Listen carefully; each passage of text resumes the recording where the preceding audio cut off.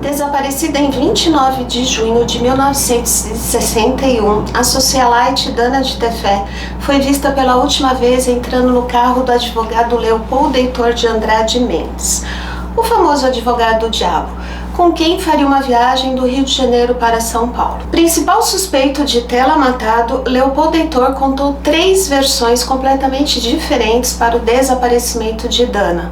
E até hoje, 61 anos depois, ela nunca mais foi vista, nem viva, nem morta. Pelo menos não oficialmente. Mas vem comigo que eu vou te contar todos os detalhes.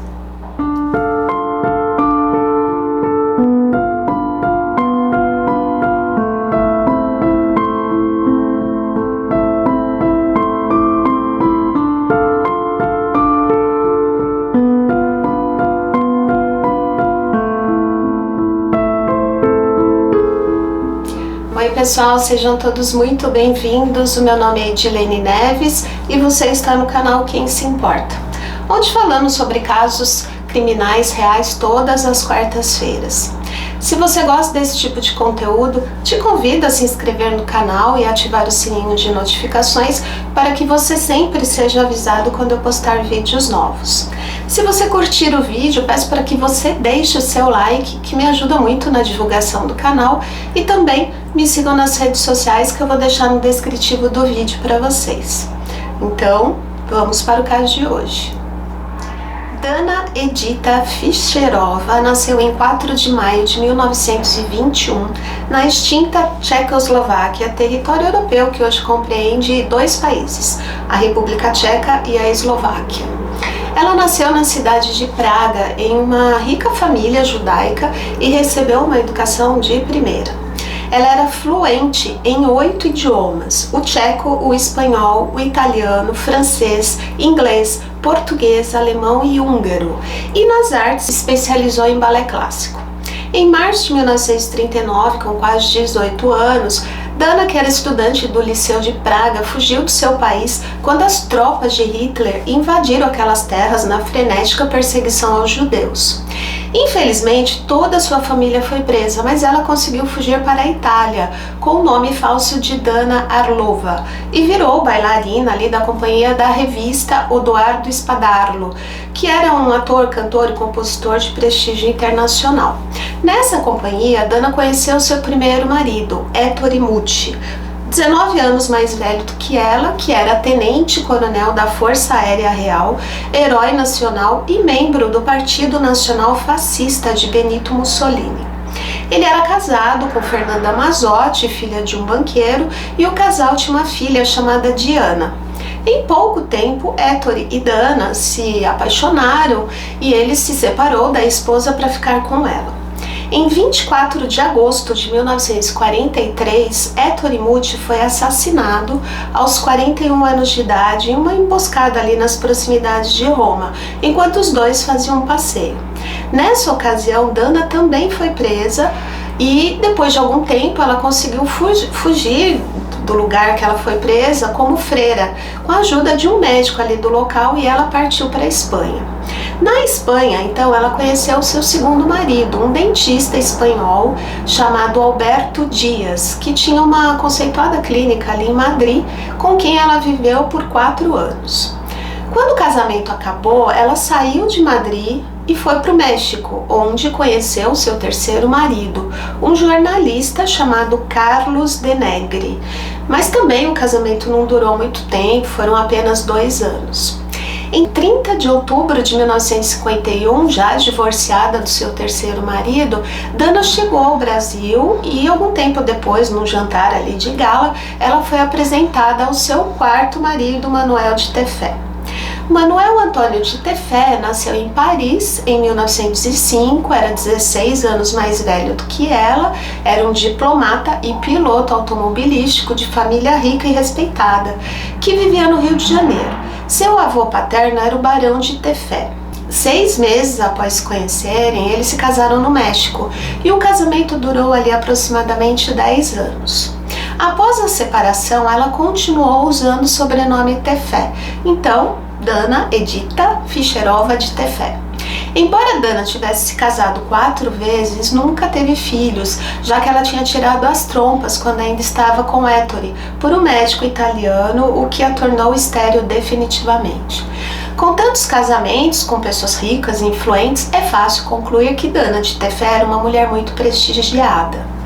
Quando ela se separou do seu segundo marido, o dentista espanhol Alberto Dias, ela levou várias malas que totalizaram 1.200 quilos, mais de 1 tonelada.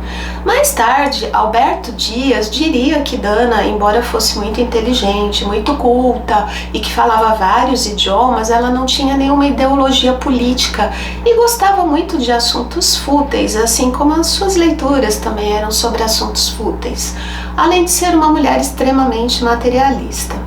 Ele chegou a dizer que na separação ficou apenas com o consultório dentário, porque Dana tinha levado tudo dele, inclusive pratarias e obras de arte.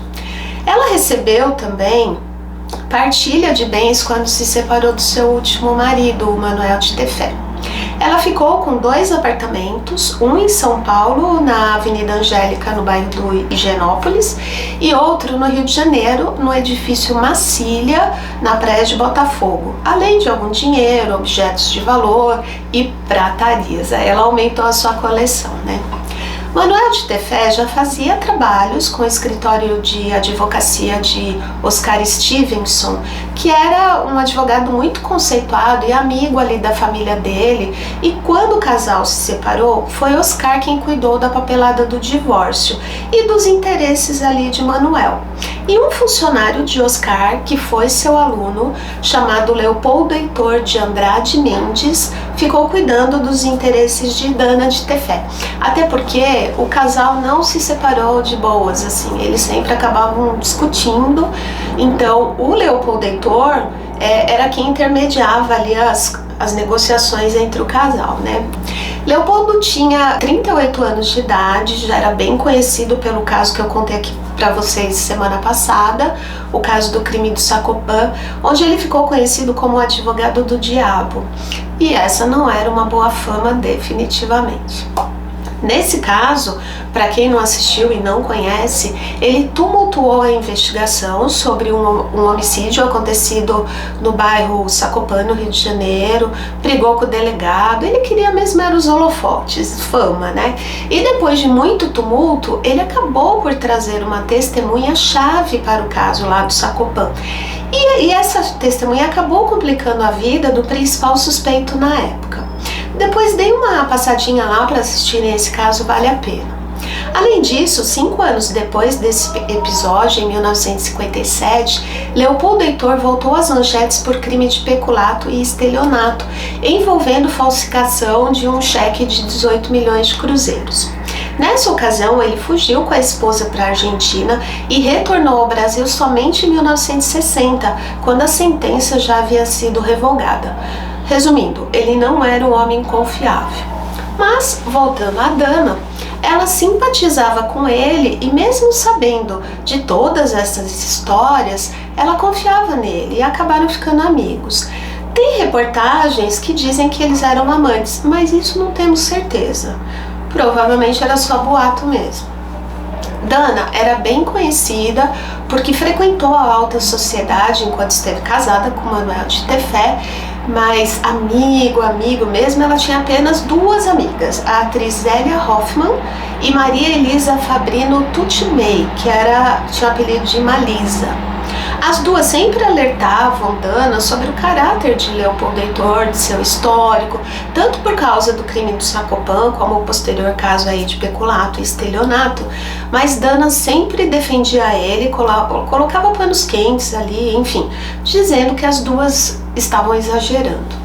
Muitos achavam que Dana era milionária, mas na verdade ela não era. Ela era uma socialite em decadência, já que estava acostumada com vida de luxo e, consequentemente, gastava bastante para se manter sempre cuidada, tomar os seus champanhes e vinhos caros, né? Suas roupas também caras, enfim. Agora, sem marido, o seu dinheiro estava acabando, então ela estava ficando falida. Até porque os 2 apartamentos dela, além de não darem lucro, porque ela usava eles, né? O do Rio de Janeiro para morar e o de São Paulo quando ela ia para a cidade de São Paulo. Então ambos não davam lucro e tinham despesas altas. Por um tempo, Dana trabalhou numa empresa chamada Sears como compradora na cidade de São Paulo. Depois que ela saiu dessa empresa, ela resolveu morar no Rio de Janeiro porque ela gostava mais de morar no Rio. Ela precisava então arranjar alguma coisa para fazer, já que precisava de dinheiro, né, para pagar suas contas e manter o seu conforto, seu luxo, enfim. Em seu diário, que saiu na revista Cruzeiro, consta que ela pensou em montar algo no segmento de comida, assim, um tipo de restaurante, em sociedade com alguém. Mas além de não ter todo o dinheiro para entrar com a sua parte, ela não queria ficar ali horas e horas dentro do lugar mexendo com comida e também tendo que ficar falando com os clientes e tal. Então ela resolveu sair disso e depois ficou sabendo que o restaurante tinha prosperado e muito. No diário ela disse que chegou até a se arrepender de não ter entrado na sociedade. Então, Leopoldo Heitor disse a ela que havia arrumado um posto de representante para a América Latina na multinacional Olivetti, que era uma empresa ali do segmento de máquinas de escrever, que tinha uma sede em São Paulo e que a entrevista já estava inclusive marcada. Ela teria de ficar 3 meses em Roma fazendo um estágio, caso ela fosse escolhida para a vaga. Ela, feliz da vida e um tanto ali insegura, achou que poderia não conseguir a vaga, já que ela não tinha experiência, enfim. Mas o Leopoldo Heitor e também a sua amiga Malisa disseram que ela era muito capaz, por ser uma mulher fina, elegante, educada, por falar 8 idiomas, e ambos a encorajaram a tentar a vaga e ela foi, né? Leopoldo Heitor, então, acertou a data e o horário da entrevista na empresa São Paulo e convenceu Dana a irem de carro, já que na sequência ele teria de ir para Brasília a negócios, né? E ela, então, caso desse certo, partiria imediatamente para Roma para o estágio. A princípio, ela disse que preferia ir de avião, já que não gostava muito de andar de carro tantas horas e tal. Mas o Leopoldo Heitor a convenceu a ir de carro, então ela foi. Dana pediu para que sua amiga Malisa ajudasse ela a arrumar a mala, já que provavelmente teria de ficar 3 meses na Itália, que tinha muitas coisas para levar, né? E colocou todas as suas joias em uma valise. Pagou os salários adiantados da sua empregada, a Maria Aparecida, que aliás ela gostava muito dessa moça, e pediu à amiga, que é a Malisa, que supervisionasse uma reforma em seu apartamento, dizendo que quando voltasse ela queria dar uma festa e por isso tudo tinha que estar lindo e maravilhoso. E a amiga aceitou em ajudá-la. No dia 29 de junho de 1961, uma quinta-feira, por volta ali das 8h30 da noite, eles saíram do apartamento 1001 do edifício Macília, no número 132, que existe até hoje ali na Praia do Botafogo, rumo a São Paulo. Eles deram uma carona para a amiga de Dana, a Malisa, até a casa dela, que era na Avenida Atlântica, em Copacabana, e os dois, Leopoldo Heitor e Dana, seguiram viagem para o Rio, né, para Rio, São Paulo. Essa foi a última vez que Dana foi vista. Nunca mais, nem viva nem morta. Dana foi vista por qualquer um em qualquer lugar. Mas o que teria acontecido com a socialite Dana de Tefé? Vamos lá. No dia seguinte da sua viagem, na sexta-feira, dia 30 de junho de 1961, a esposa de Leopoldo Heitor, chamada Vera, telefonou ao seu cunhado Fábio Tepedino, que era marido da irmã do Leopoldo, que era dentista, e pediu para que ele fosse à sua casa com urgência. Assim que o dentista chegou, viu o cunhado deitado numa cama com a perna ensanguentada, com um ferimento à bala na coxa direita, que estava alojada bem superficialmente, mas que ele não se atreveu a mexer não, já que ele não era médico, embora o cunhado tivesse pedido para que ele mesmo resolvesse o assunto, mas ele não quis. Depois de um tempo, os 3 chegaram ao hospital e Leopoldo Heitor deu entrada com o nome de Heitor Mendes, e bastante nervoso. O médico então extraiu a bala da perna dele quando a Vera, a esposa do Leopoldo Heitor, estranhamente pediu ao médico a bala que ele tinha tirado. Ela levou a bala. Quando estavam indo embora, Leopoldo Heitor pediu ao médico que não comentasse com ninguém sobre aquele episódio, alegando que a sua reputação tinha ficado muito ruim na ocasião lá do crime do Sacopan e ele não queria que seu nome voltasse aos jornais. E o médico concordou. Alguns dias depois, Leopoldo Heitor apareceu na casa de Dana, segurando uma bengala e mancando assim da perna direita. E na casa da Dana estava sua amiga Malisa, que estava lá supervisionando a reforma no apartamento. A Malisa estranhou o estado do advogado e perguntou o que tinha acontecido com a perna dele, que ele estava mancando, né? Quando ele explicou que alguns amigos do seu filho tinham acertado sua perna quando soltavam fogos de artifício. Bom, ela, ok, tudo bem. Aí ela perguntou para ele como tinha sido a entrevista da Dana e onde ela estaria, já que ela não tinha telefonado e nem voltado. O advogado então contou a primeira das 3 versões que ele daria sobre o desaparecimento dela, inclusive para a polícia e a imprensa.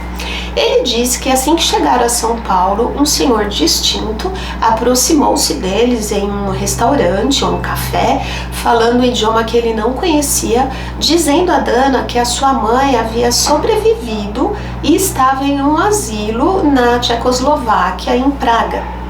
Aos prantos, Dana teria decidido embarcar imediatamente para lá para rever a mãe e tentar tirar desse asilo.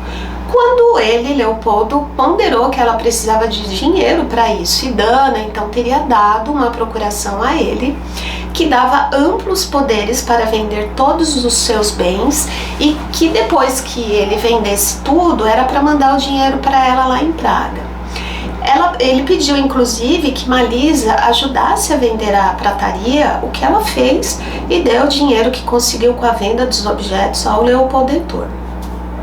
2 meses após o sumiço de Dana, né, ninguém sabia dela, né, a princípio tinha ido para lá, o Leopoldo se mudou para o apartamento dela com a esposa e os 2 filhos.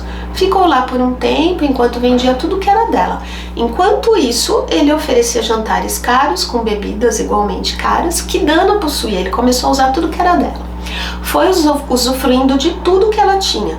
Comprou um carro para sua esposa, um táxi para um amigo, roupas para ele, enfim. Acontece que a esposa dele, a Vera, foi vista por algumas pessoas, como a Malisa e a empregada Maria Aparecida, usando as roupas que a Dana tinha levado na viagem e as suas joias que ela também tinha levado. E logo reconheceram, né? A Malisa chegou a questionar o Leopoldo Heitor, que disse que tanto as roupas como as joias Dana tinha dado a ele como parte de pagamento de um dinheiro que ele tinha adiantado para que ela pudesse embarcar imediatamente para Praga. Meio a contragosto, a Malisa aceitou a princípio, mas como ela conhecia a amiga muito bem e sabia o tanto que a amiga era apegada aos seus bens materiais, às suas joias, às suas pratarias, enfim, tudo, né? Ela começou a ficar um pouco desconfiada.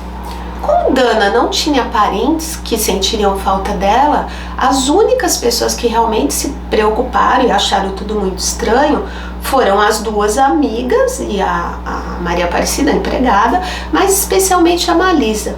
A Dana tinha pagado os 3 meses adiantados para Maria Aparecida. Mas 1 mês depois de embarcar para Praga, Leopoldo Heitor dispensou a Maria Aparecida. Inclusive, Dana já tinha prometido deixar o apartamento de Botafogo em testamento para o filho da Maria Aparecida, já que ela não tinha herdeiros, isso porque ela gostava muito do menino. E depois o advogado veio com essa história aí que ia vender tudo, e aí soou muito estranho para as 2. Enfim, ela podia estar precisando de dinheiro. A Malisa então foi até o escritório de advocacia falar com Oscar Stevenson, para quem Leopoldo Heitor trabalhava, e contou tudo o que estava acontecendo. O homem, a princípio, não pareceu surpreso, disse para Malisa que já tinha notado que, assim, da noite para o dia, ele tinha mudado suas roupas, estava sempre com dinheiro, tinha dado um carro para a esposa e estava esbanjando, assim, com jantares caros, e que isso já se comentava por ali. Ela disse a ele que também estranhou o fato da Dana ter viajado sem falar com ela, assim, sem ao menos telefonar ou mandar uma carta. Outras pessoas, como parentes e amigos de Leopoldo Heitor, também ficaram desconfiados, porque ele estava ostentando demais e esbanjando demais, e já tinham comentado ali com o Oscar Stevenson, e ele prometeu que ia averiguar isso, também ficou com a pulga atrás da orelha. Com uma procuração assinada por Dana, Leopoldo Heitor vendeu o apartamento dela do Rio de Janeiro por um valor muito abaixo do mercado. O apartamento valia 18 milhões de cruzeiros e ele vendeu por 7 milhões e 300 mil cruzeiros para o ex-embaixador Luiz Xavier da Silva, com pagamento à vista, 6 meses após o desaparecimento da Dana, o que intrigou até o síndico, já que meses antes do seu desaparecimento, Dana teve uma proposta bem mais alta e se recusou a vender. Ele vendeu também o apartamento dela de São Paulo, no bairro Higienópolis, também abaixo do valor de mercado. Além das pratarias, obras de arte, ele foi vendendo tudo muito barato. 9 meses depois, o advogado já tinha embolsado mais de 25 milhões de cruzeiros da vítima. Posteriormente, se saberia que todo o dinheiro que Dana tinha em conta corrente, era no Banco do Canadá, foram sacados com cheques de Dana, que foram assinados por Leopoldo Heitor como procurador. O advogado e professor Oscar Stevenson fez então um minucioso relatório afirmando que Leopoldo Heitor tinha matado Dana de Tefé para se apropriar de seus bens. Depois de conversar com o deputado Tenório Cavalcante, o homem da capa preta, mandou esse relatório para a redação da revista O Cruzeiro. A revista, na sequência, chamou o delegado Amil para uma reunião, onde o relatório enviado por Stevenson foi entregue ao delegado. Participaram dessa reunião, inclusive, Oscar Stevenson e o deputado Tenório Cavalcante. Em posse desse relatório, a polícia investigou por todas as fontes se Dana de Tefé tinha saído do país, via mar, terrestre, aérea, enfim, e descobriu que ela não tinha saído do país. O delegado Amil, então, conseguiu uma autorização do secretário de Segurança para levar Leopoldo Heitor para depor. E precisava ser logo, porque ele sabia que o advogado tentaria fugir do Brasil assim que percebesse as desconfianças da polícia, porque já conheciam, né, o histórico dele, a fama dele de esperto, e sabiam, como lá no caso do processo do peculato e estelionato, que ele fugiria. Então, fizeram tudo sem ele esperar. Na manhã seguinte, sem que ele esperasse, foi pego pela polícia na zona sul do Rio de Janeiro, no bairro de Laranjeiras, saindo ali de uma banca de jornal, pertinho da casa da sogra. Ele foi levado e interrogado e ficou em poder da polícia por 3 dias, que era o máximo que era permitido pela lei na época. Disse mais tarde que tinha sofrido todos os tipos de agressão, mas o delegado disse que tinha provas, mais de 200 fotografias e várias testemunhas também, que não tinham feito nenhum tipo de tortura com ele. Quando a esposa dele, a Vera, foi à delegacia denunciar o sequestro do marido, que eu não sabia onde ele estava, ela foi fotografada usando as joias de Dana de Tefé e posteriormente essas fotos sairiam nos jornais de todo o país. Leopoldo Heitor então contou à polícia a mesma história que tinha contado para a amiga da Dana, né, a Malisa. Mas como o delegado Amil já tinha mais informações do que ele podia imaginar, perguntou a ele como que ela poderia ter ido viajar se o passaporte dela estava em posse da polícia. Abrindo um parênteses aqui, eu não sei como o passaporte dela estava em posse da polícia, já que ela deveria estar com ele uma vez que ela viajaria para Roma. Esse ponto eu não consegui achar em lugar nenhum, mas enfim, bora lá, vamos continuar. O Leopoldo Heitor, então, disse que ela tinha viajado com um passaporte falso, com o nome de Ludmila Fischer. Tudo muito estranho, não acha? Bom, quando ele viu que o cerco estava se fechando em torno dele, ele tentou ameaçar o delegado Amil, dizendo que sabia coisas dele, que podia derrubá-lo e, assim, colocá-lo em maus lençóis. Mas como o delegado não se intimidou, dizendo bem irritado que não tinha nada a esconder e não existia nada em sua vida que o desabonasse, ele baixou a crista e resolveu contar uma segunda versão dos fatos. Ele afirmou que no meio da estrada, quando seguiam viagem para São Paulo, seu carro tinha dado um problema quando ele parou no acostamento para verificar o que estava acontecendo. Disse que nesse momento teria aparecido um homem negro, armado, tentando assaltá-los e que ele travou ali um tiroteio com o bandido, que foi quando ele levou o tiro na coxa direita. E o bandido acabou sendo baleado na região do estômago e fugiu ali no meio do matagal, e que nesse momento um outro homem apareceu e começou a desferir tiros ali dentro do carro, que estava com a porta aberta, e atingiu a Dana.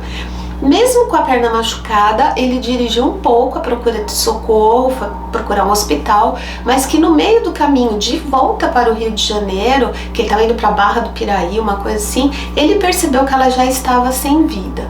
Com medo de ser acusado pelo assassinato, ele procurou um amigo para ajudá-lo a sepultar o corpo.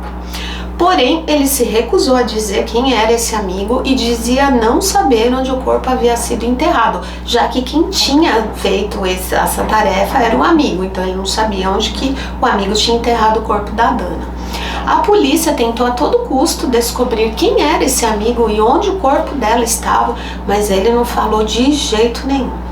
O delegado então tentou descobrir se essa história era verdadeira e descobriu que ali, bem próximo do local onde ele diz ter trocado tiros com um bandido, tinha um posto policial que ele alegou não ter, o posto alegou não ter escutado um tiro sequer, que dirá um tiroteio, e que sim, se tivesse algum tiroteio ali, eles teriam escutado.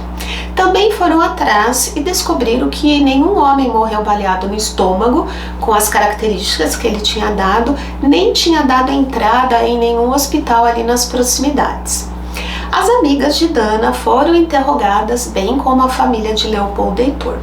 Para Malisa, Leopoldo Heitor tinha falado que Dana tinha viajado para a Tchecoslováquia para encontrar a mãe, que estava viva, morando em um asilo em Praga, e que ela havia pedido a ele, a Leopoldo Heitor, que vendesse todos os seus bens para que ela pudesse comprar a saída da mãe da cortina de ferro. Já a cunhada de Leopoldo Heitor disse ao delegado que poucos dias depois do desaparecimento de Dana, tinha visto um ferimento na coxa direita do cunhado, e lá no sítio dele ela viu, em Rio Claro, no interior do Rio de Janeiro, ela tinha visto muitos lençóis e toalhas, além de um cômodo sujos de sangue. A polícia então seguiu para lá, levando o Leopoldo Heitor com eles, e quando eles chegaram, uma senhora perguntou ao Leopoldo Heitor onde estava o filho dela, o Chico, que chamava Francisco da Silva, que ele tinha levado para Brasília e até aquele dia não tinha voltado. A polícia, então, imediatamente desconfiada, solicitou à polícia de lá, de Brasília, que procurassem o tal Chico, e eles encontraram e levaram ele para o interrogatório.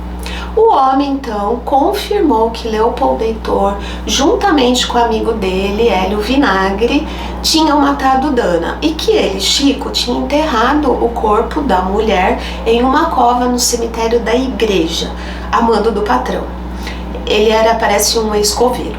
Eles levaram o homem para lá, que escavou o local onde disse estar o corpo dela, e encontraram uma ossada de mulher, mas que não era de Dana, pois os testes apontaram que seria uma mulher negra. Francisco voltou à cadeia e foi pressionado quando então disse que quando estava em Brasília, ele foi procurado por um homem que disse que era para ele levar a polícia para um local errado, que estivesse com outro corpo qualquer, e que essa ordem tinha partido do patrão que estava preso. Ele achou um jeito de mandar alguém dar esse recado, ao Chico, A polícia pressionou o Chico e ele resolveu contar a verdade. Ele disse que no dia do desaparecimento de Dana de Tefé, ele falava Dona Fefé, que ele estava na casa do patrão quando eles chegaram de carro e que o amigo do patrão, Hélio Vinagre, estava lá também aguardando os dois chegarem.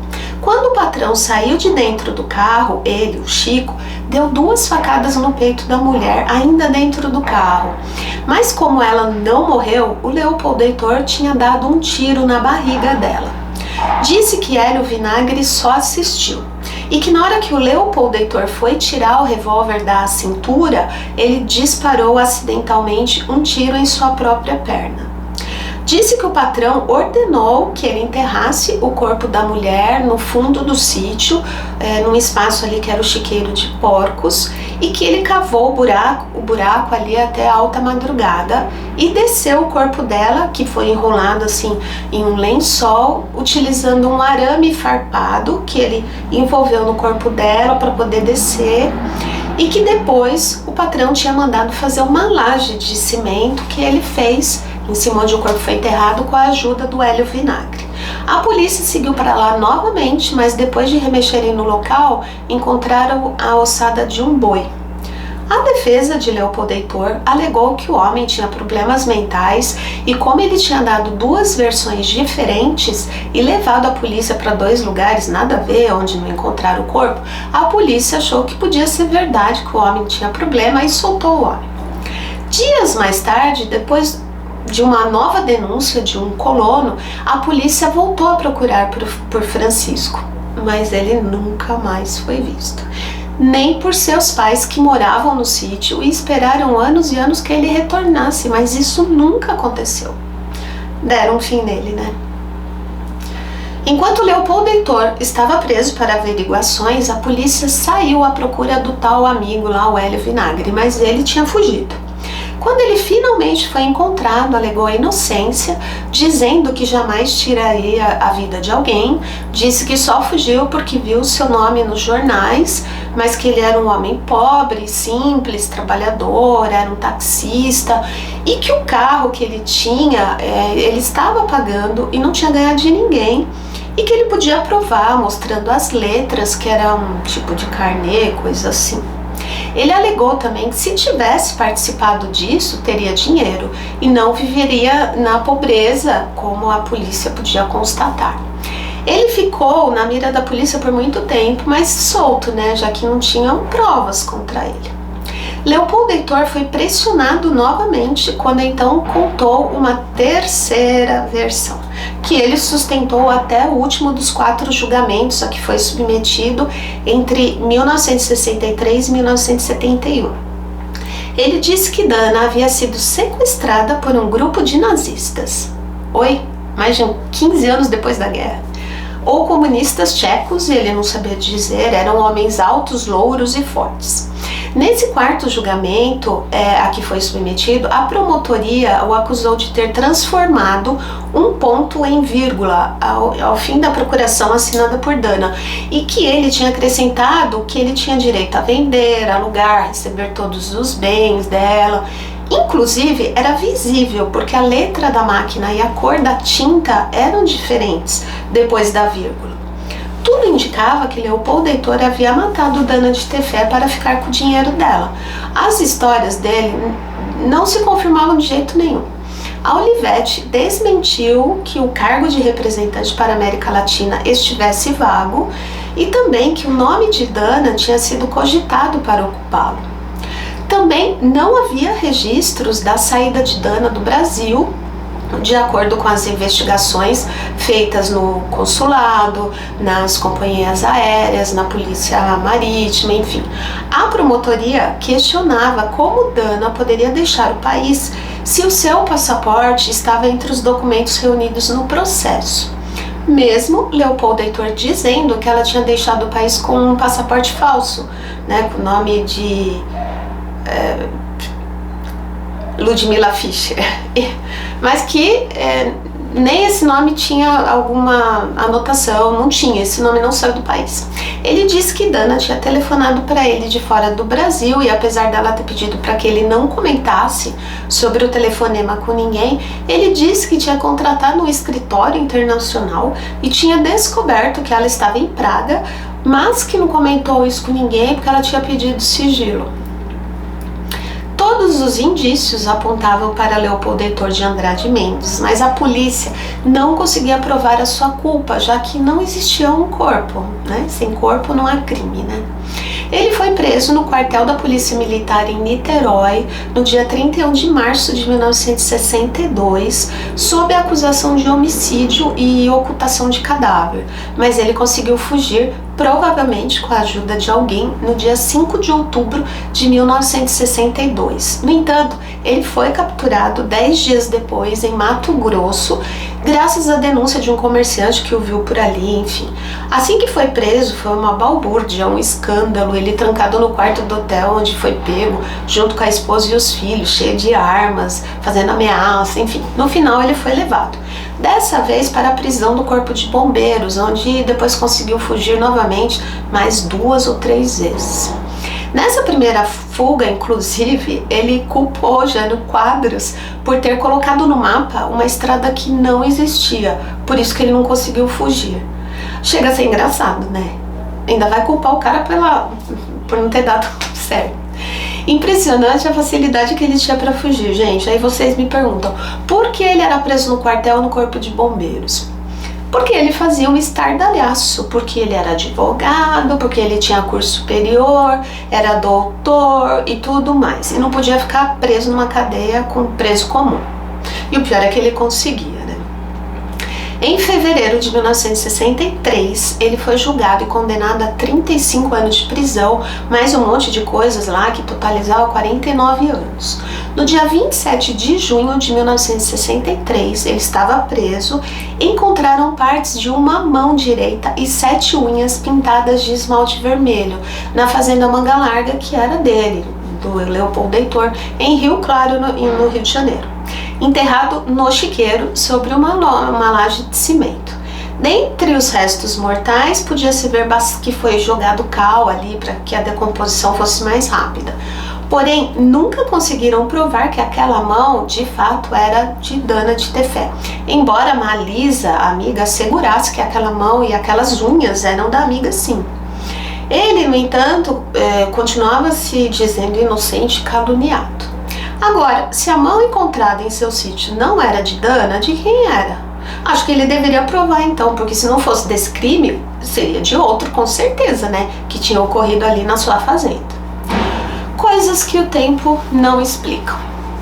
Em dezembro de 1964, mesmo preso, o Tribunal da Justiça do Rio de Janeiro anulou a sentença do juiz Ulisses Salgado, aquela que ele pegou 35 anos de prisão e que somado chegava a 49 anos, já que não existiam provas contra ele, uma vez que não tinha corpo, e o réu foi a novo julgamento. Mesmo indicando que ele havia dado sumiço no corpo e não houvesse nenhum outro suspeito, o advogado foi absolvido em mais 3 julgamentos, que vieram depois desse. O júri foi convocado em Rio Claro, cidade do interior do Rio de Janeiro, onde o réu tinha lá o sítio e que era considerado por todos um advogado sempre disposto a ajudar os mais carentes, e lá ele era muito querido. Provavelmente ele teve a ajuda de alguém influente para que o julgamento fosse justamente na cidade onde ele tinha um sítio e que era querido por todos e tudo mais, né? No tribunal, Leopoldo Heitor assumiu a sua própria defesa, apoiando-se na lei penal que dizia: não pode existir um crime de morte sem cadáver, alegando que se o corpo de Dana de Tefé não tinha sido encontrado, como e por que ele estava preso, ainda que as provas circunstanciais fossem contra ele. No final, o júri foi anulado porque a imprensa conseguiu entrar na sala ali onde os jurados e o juiz decidiam a sentença, que deveria ser secreto. Em outros 2 julgamentos na mesma cidade, o último em 1971, Leopoldo Heitor foi absolvido pelo júri popular. Os jurados eram pessoas simples que nunca nem tinham saído da cidade, não entendiam nada do que estava acontecendo ali, nem o que eles estavam fazendo ali. Anos mais tarde disseram que nem sabiam quem era Dana de Tefé e só queriam que aquilo tudo acabasse logo para eles irem para casa. A maioria dos jurados, muitos anos depois, foram procuradas pela imprensa e disseram que se o julgamento fosse naquela ocasião que foram entrevistados, que condenariam Leopoldo Heitor sim, já que agora conheciam mais sobre o caso e já tinham analisado muito todos os fatos, enfim, mas aí é tarde, né? E no final, depois de 10 anos do desaparecimento de Dana de Tefé, em 1971, e sem nenhuma prova física e realmente confiável, o Supremo Tribunal da Justiça não autorizou a reabertura do processo e o caso foi definitivamente encerrado. Leopoldo Heitor passou 9 anos preso ali no total e quando foi libertado, voltou a atuar como advogado em um escritório no Rio de Janeiro, ali no centro da cidade. Em 26 de maio de 1971, já separada de Leopoldo Heitor, a Vera, a esposa, resolveu abrir a boca e disse que desconfiava que Leopoldo Heitor tivesse assassinado Dana de Tefé. E uma vez, quando ele estava preso lá no quartel, que ela foi visitar ele, ela ficou perguntando, até que ele se encheu e se irritou e falou: sim, matei ela, sim. A Vera disse na reportagem que tinha gravado isso, mas que não sabia onde estava a gravação. Aí não adianta, né?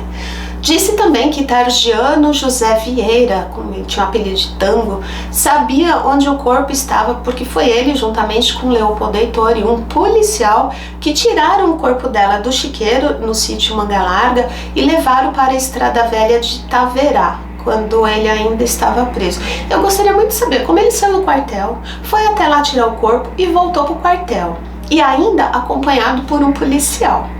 Gente, eu não preciso nem falar, né? Tango, que era um pedreiro ali da cidade, confirmou e contou todos os detalhes. A polícia foi até o local e encontrou o corpo sem a cabeça, que diz que ele jogou longe, enterrou em outro lugar, e alguns dentes faltando. Obviamente, a mão direita não estava. Aqui só fazendo uma conjectura, uma suposição, porque eu não tenho como saber se ele foi culpado mesmo ou não, mas supondo que tenha sido. Ele deu um fim nela, se apropriou de tudo e os meses foram passando e ele levantando suspeitas, inclusive com os questionamentos da Malisa sobre as roupas e joias da Dana, enfim. Quando ele achou que podia ser descoberto, vejam, é uma conjectura. O que ele fez? Foi lá no sítio, pegou o Chico da Silva, que era alguém que podia acabar abrindo a boca, e levou para trabalhar em Brasília. Quando ele foi preso e levado para um tipo de acariação em seu sítio, e a mãe do Chico perguntou sobre ele em frente do delegado, e o delegado mandou procurar pelo tal Chico, Leopoldo Heitor mandou alguém lá para orientar o que o Chico deveria falar, mas se preveniu tirando o corpo do chiqueiro, quando na pressa a mão direita deve ter soltado ali e levar o corpo para outro lugar, que foi o Tango quem fez, já que nem o Chico estava, né, com a ajuda do próprio Leopoldo Heitor e de um soldado policial, sei lá. Como o Chico falou demais, dizendo do chiqueiro e tudo mais, que foi onde depois de um tempo foi encontrada a mão direita, logo ele sumiu para sempre, né? O Tango, depois de alguns anos, diz que uma vez ele estava pedalando numa estradinha ali quando o Leopoldo Heitor passou de carro e jogou o carro em cima dele. E para não ser atropelado, ele jogou a bicicleta assim num barranco. Quando o advogado parou o carro e disse: "Epa, caboclo, você ainda está esperto." Ele diz que aquilo para ele soou como uma ameaça. Um especialista montou numa arcada dentária como seria a distribuição dos dentes encontrados em 1971, lá na cova lá. E o ex-marido de Dana de Tefé, o espanhol Alberto Dias, o dentista que ficou casado com ela por 4 anos, ele chegou até a oferecer uma recompensa para quem encontrasse a Dana viva ou morta. E como na época que eles foram casados, ele cuidava dos dentes da esposa, quando esse corpo aí foi encontrado, ele veio até o Brasil trazendo raio-x e todas as informações dos procedimentos que ele tinha feito em Dana. Para a polícia ter certeza que ele dizia a verdade, trocou a posição ali de alguns dentes, mas o Alberto Dias percebeu que estava diferente e na hora de identificar, trocou os dentes e colocou na posição correta, afirmando que aqueles eram realmente os dentes de Dana, embora faltassem vários, tá? A polícia viu que era verdade. Para ele, não tinha dúvida que era o corpo de Dana e que o responsável por tirar a vida dela era Leopoldo Heitor. Perguntado Perguntaram a ele se ele achava que Dana poderia ser uma espiã ou coisa assim, e ele respondeu: era uma pobre mulher, não creio que participasse de movimentos de espionagem. Apesar de falar 8 línguas, só se interessava por livros bobos, fúteis. Nunca fez uma apreciação política nos anos em que vivemos juntos. Preocupava-se com sua beleza, com esportes. Tinha uma saúde de touro. Era muito interesseira, e isso ninguém pode negar. Quando partiu, levou-me tudo o que possuía, tudo o que era de valor. Basta lhe dizer que sua bagagem pesou 1.200 quilos. Era uma mulher sumamente interesseira. Tive de começar tudo de novo. Fiquei apenas com o meu consultório. Como nessa ocasião o caso já estava encerrado e Leopold Heitor já tinha sido inocentado pelo júri popular, a polícia não podia fazer mais nada e ficou por isso mesmo. Ainda em 1971, assim que ele se viu livre, Leopold Heitor se casou novamente e posteriormente veio a se casar mais uma vez.